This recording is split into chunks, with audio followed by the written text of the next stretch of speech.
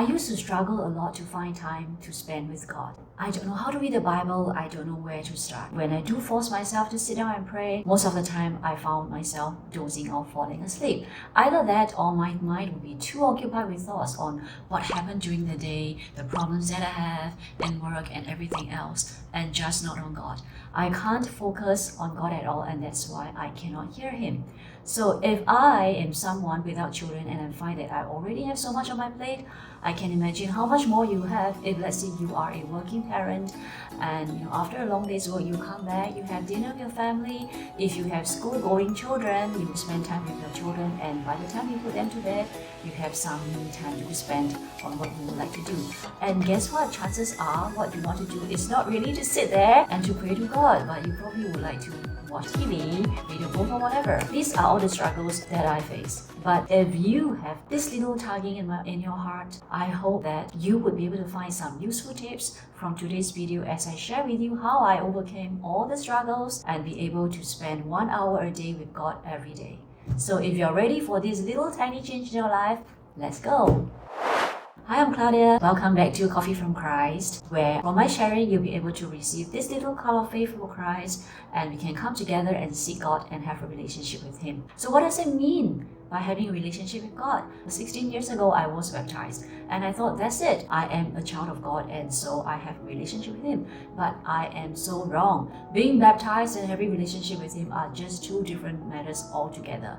Having a relationship with Him, in my opinion, it means that we are constantly seeking Him, wanting to draw closer to Him, and praying to Him, and reading His Word, getting to know Him better and better, and doing His will.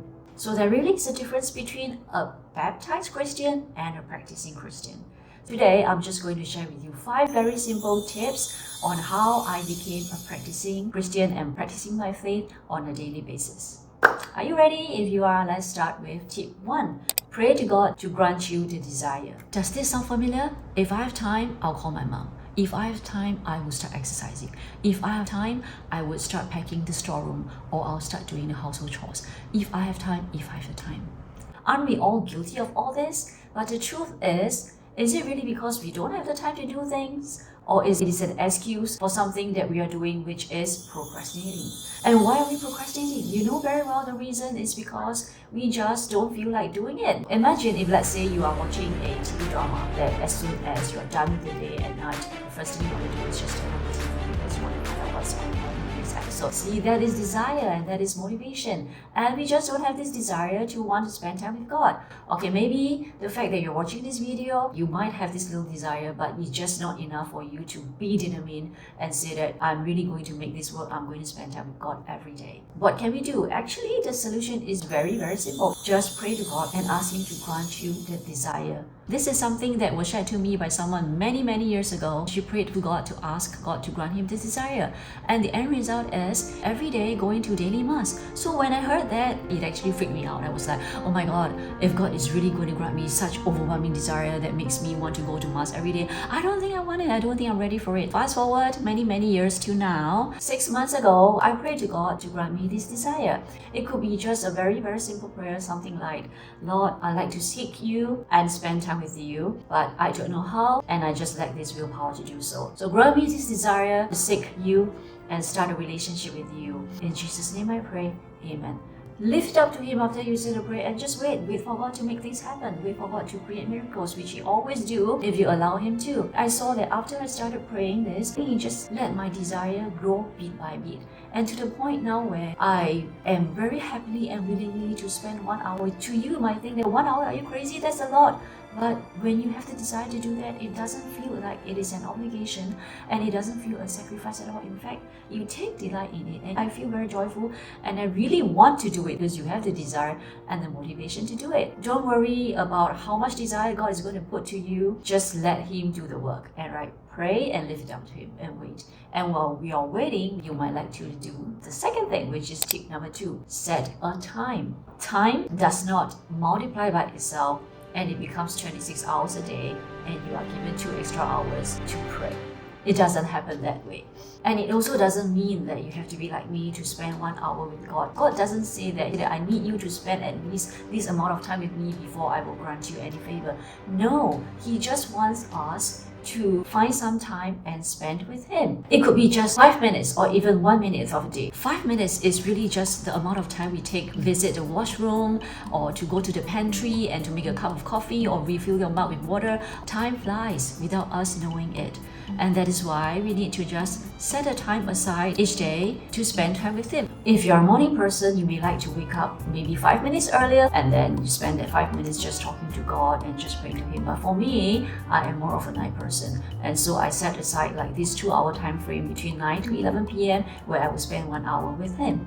So it could be morning or it could be night. It doesn't matter as long as it's something that you're comfortable with and you're really able to set the time. Most importantly is when you set aside 5 minutes for God, you set aside 5 minutes for God and you only spend time with Him for that 5 minutes. So what do? I always start with thanking Him for the day, and I will find any little thing that I can thank Him. I will reflect upon the day and see what are things that I probably could have done better or I've done wrongly. I have been inconsiderate with someone, and that is also the time when I come to God and I say sorry to Him. I seek His forgiveness. If let's say I were to make the same mistake again, to remind me not to do the same thing, I would just offload everything to Him and I'll seek His advice on what do I do. After that, I will move on to reading the scriptures. But really, everyone has a different way of talking to God. You are the one to decide what is it that you want to tell Him, what is it you don't want to tell Him. But we all know that even if you don't tell Him, He knows what is going through in your life. So just be yourself in front of God, because if you can't be yourself in front of God, you really cannot be yourself in front of anyone. God knows us even before we are born. He's the one who knit us in our mother's womb. You don't have to worry about being embarrassed or guilty of anything like that. Just be yourself. Another good time about setting a time aside is that, when you tell your family and friends that this is the time that I used to pray, or when they call you and they message you and you're unable to answer their call or reply to them soon enough, they would understand that chances are you are in a praying. Or if you might be sharing a room with someone else, and if that's the case, it would be good to mutually agree on a time where you would be able to have the room to yourself and then you could spend time with God. But if let's say you or your spouse want to pray together, that's even better. And that brings us to the next tip. Number 3, set a space. One of the easiest and best ways to change your behavior is to change the environment. And setting up a space for you to pray to God is really one of the best things that I find. So in my case, I found my space in a corner in my room on a massage chair. And that actually comes with the story as well. I inherited the massage chair from my sister, which has become a white elephant at a place. I just shifted into my current apartment like 6 months ago. I disposed of this old sofa and then I went to buy a new sofa, and I realized that I have to wait for more than 2 months in order to get my new sofa. So without a sofa, I just refused to sit on the floor to watch TV, and guess what? I decided that, okay, I'm just going to go for my daily massage. And if you do have a massage chair or you're familiar with how it operates, you know that it comes with pre-programmed functions. Each function generally is between 10 to 12 minutes. And I just sit there for like 10 to 15 minutes. Because there's nothing for me to do. At first, I was just scrolling and doing all my social media thing. I was looking through my app. There's the verse of the day that's just popped up to me. Then I started reading the Bible. And I realized that as I go on, more and more I begin to spend time, and then from 15 minutes to 30 minutes and 45 minutes, and eventually it just extended to an hour. So without me knowing it, just every day sit on the massage chair and do 4 programs, and I have 60 minutes covered. I found that I really am able to get some answers to my prayers through the scriptures. It just gets you motivated, and it gives you more of the desire to want to spend more time reading the scripture and getting to know God more. And of course, having the massage chair helps, because even when maybe I don't feel like praying that day, but I still would like to have a massage, and when I'm on it, I'm like, okay, why don't I just pray?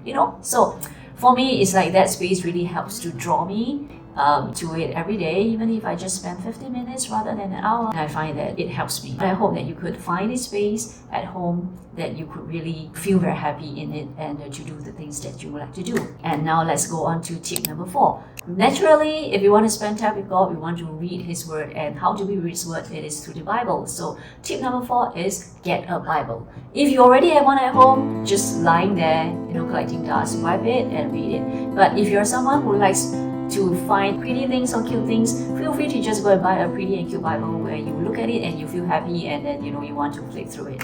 In my case, I rely on the U version because it contains everything and I need, and I can access it anytime, anywhere. To me, the two versions that I use most of the time are the NABRE, which is the New American Bible Revised Edition, and the NLT, which is the New Living Translation. I find that the NLT version helps me to understand maybe some more complicated things easier because it is written in very modern and simple English. But in the NABRE, it contains lots of like extra notes that would help you to understand that paragraph better in the entire context, and it gives a lot of historical background on why did Jesus say this or why is this event happening, and it helps you to also link to certain events that are written and recorded in other books that you might want to refer to. Everyone is different, so find one that works best for you. One of the good things about this app is that when I am reading through the Bible and when I come across any of the verses that I feel that is really an answer to my prayer, or it's just something that I want to bookmark in, I could use it for CFC, or if there's something that it really speaks to me, what I can do is I can highlight it. There are many different colors for you to choose to highlight. So this is my way of journaling. Everything is contained in the app, so I carry it with me everywhere I go. Anytime that I want to refer to it, I don't have to worry about, oh, I left my journal book at home. I just have it with me all the time. So that is how I make use of the YouVersion app. But if you are someone who is just starting out, I really struggled with how do we start reading the Bible. If you are struggling, I hope that you don't use this as a reason that, okay, because I don't know how to start, so I'm not going to start at all. There is one way that you can really very easily start a Bible plan. Or if not, you can always go to any of the Christian shops. Just get a book and every day just read one of the plans that is inside there, and that can help you to start and get going. In my case, there are many Bible study plans in the app. All you need to do is just type in how to pray for a beginner. You'll be able to find lots of plans out there for you to choose. Just select any of those that speak to you, read a sample and see whether is that something that you want to start with. Especially for someone who's just starting out, you are lost. You don't know if, let's say, you want to pray that day and then you're like, okay, what am I supposed to do? What am I supposed to read? But having a Bible plan is sort of like an anchor. It's something for you to be able to go back to, broken down into devotional to read and the scriptures to read, and you know that, okay, the next day you have day 2 and then day 3 and day 4 and so on and so forth. And when you finish one of the plan, you can go on to the next plan. The one good thing about this plan is you can do it by yourself, or you could actually do it together with a friend or a group of friends. If you feel comfortable with that, you could always jot down your learnings or the reflections you have on that day, able to learn and grow in faith together. And if you are someone who needs companionship so that it can motivate you, just do it in whichever way that you find is comfortable. Another tip is you could always start with the simpler version. You probably could start with Genesis because this really just a very simple story. It talks about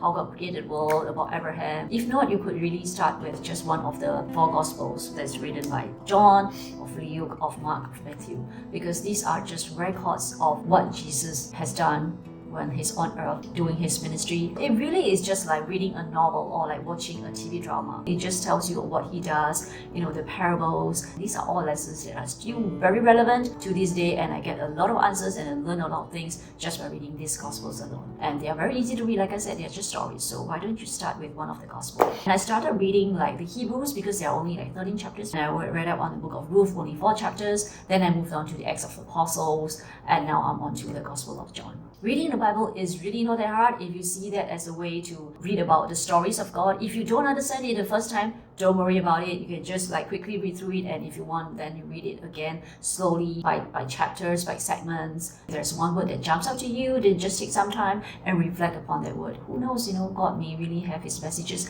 inside there for you. I hope that you have an enjoyable time reading the Bible and finding out about who God is and what he does. Let's go on to the final and last tip, which is tip number 5. Listen to praise and worship songs. I attended a retreat many years ago. There was this person who shared about how after he ditched, all the pop songs and just fully listened to praise and worship songs, his life just changed. At that point, I was thinking to myself, okay, this does not apply to me at all because I really love listening to bando pop songs. I like it so much that I even went to study how to write lyrics. Hopefully that in one day I could be able to pen the song. But now I can tell you that 99.9% of the time I am listening to praise and worship songs. And boy, that really had a huge impact in my life. But it's so unconsciously. I mean, it is something that I should be able to enjoy doing it, right? Because I enjoy listening to songs anyway. But the trigger of it really comes from Psalm 37 that says, delight in the Lord and He will grant you the desires of your heart. So when I saw that verse, I mentioned in episode 2 that I have been praying for something for God to grant me the desires of my heart, and I've been in this season of waiting on Him for like 8 years, and I'm still in this season. And so when this verse popped up to me, I was like so happy. Suddenly there's this like research of the hope and faith. I was like, okay God, I'm going to continue to pray, I'm going to persevere, and you will grant me the desires of my heart. Then it dawns on me and I ask myself, what does it mean by taking delight in the Lord? What do I do? And it doesn't mean that, okay, when I pray and I tell God, I'm very happy to have you, that means I'm delighting in the Lord. I realized that maybe that's not what it really means. And then I think that maybe why don't I just Google about it and type how to delight in the Lord. When I did that, I actually felt that rather stupid, right? Again, it's like a common sense thing, but never mind, I did it anyway. Boy, there were so many articles out there in Google teaching people how to delight in the Lord. Having the desire to get to know Him, like seek Him constantly every day, set a time, do things that please Him, read His Word, read the Bible, praise and worship Him every day. At that time, I was really like wanting to do whatever it takes in order for God to grant me the desires of my heart. I thought how hard it is for me to just listen to praise and worship songs. So then I decided really to stop all my mental pop songs and just focus on listening to praise and worship songs for once and see what it will do to my life. No, actually 10 years ago, my sister already asked me to do that and I just refused to do it. But now, 10 years later, with this trigger, I started listening and it really has impact in my life. Well, it started off, the reason for me doing that is I wanted the desires of my heart. Now, the reason for me to continue that is no longer that. Whenever sometimes you feel depressed or you feel demotivated, listening to all these songs helps you to feel your life like faith again and to trust in the Lord again and to remember His promises to you. It's like when you feel that you're in this situation where there is really no way, God will make a way for you. When you keep on listening to praise and worship songs, guess what happens? They just stay in your head. It's just like they're looping in your mind. That means every single minute you're like praising and worshiping the God. But I find that there were really moments when I really need His strength to overcome certain problems or certain situations that I might be very anxious. This one particular song would just jump to my head and it would just come to me and the lyrics would really speak to me, and at that moment I know that God knows what I'm going through and He is with me through all those lyrics. So God just works in amazing ways. When the first reason that He throws to you will be something that you find very easy to do it, is as you go on doing it, you will realize more of the reasons that He's doing all these things for you and throwing it at you. So it's just like what is written in Isaiah 55. God's ways is so much higher than your ways and His thoughts are so much higher than your thoughts. I really experienced that firsthand in my life. Yes, if you could, and if you can't teach all the pop songs at one go, you don't have to be like me, 1 or 0. You could just start incorporating some of the praise and worship songs. Choose those, the melodies and the lyrics speak to you more and listen to them. You realize there are so many artists out there who are devoting their gifts and talents into creating all these wonderful songs to praise and worship our Lord. There are so many songs in different languages. They have it in like English, in Chinese, Japanese, Korean songs, Cantonese, and even a Hokkien song. What? There's a Hokkien song to praise and worship the Lord? Yes, there is. So if you set your heart and mind to it, I'm sure you will find many of these songs that you could play on your playlist. It could be songs that you need to be rah-rah, or it could be something where you want to just unwind. There are all sorts of songs out there if you could find them. Those are the 5 things that I did, and I find that they really changed how I have managed to spend time with God. My life has been transformed. If I can do it, I'm sure you can do it too, because they are really very 5 simple things. Number 1 is pray to God to grant you the desire to seek Him. Number 2 is set a time to do that. Number 3, create a space. Number 4, read the Bible, read His Word and find out more about Him. And number 5, listen to prayers and worship songs. Out of the 5 things, except for item number 3, which is like to create a space, you really could do that anytime, anywhere. Like when you're commuting to work, cooking, preparing a meal, doing your chores, driving, really could just incorporate all like 4 of these 5 things into your daily life. Even number 3, it could be space outside, like having a walk with God. I hope these 5 tips helped you to get a start, and you really did any one of them and you start to see some results. Please leave them in the comments so that we could encourage each other and celebrate all these little victories that you have. But if you're still struggling, please also just share with us your struggles. Leave them in the comments. What we are doing right now is really to develop a community where we could all encourage each other and we could all grow in faith together. If you think this is something that you'd like to hear more, if feel benefit from it, please like, and if you think that it can benefit someone else, please share this video as well. Please also subscribe to it and turn on the notifications so that we can all seek God together and have a relationship with Him. That's all I have to share for today. Let's have a cup of coffee from Christ together. Thank you for watching all the way to the end. I know today's video is a little bit long, but thank you so much for watching. God bless, and I'll see you next time. Bye.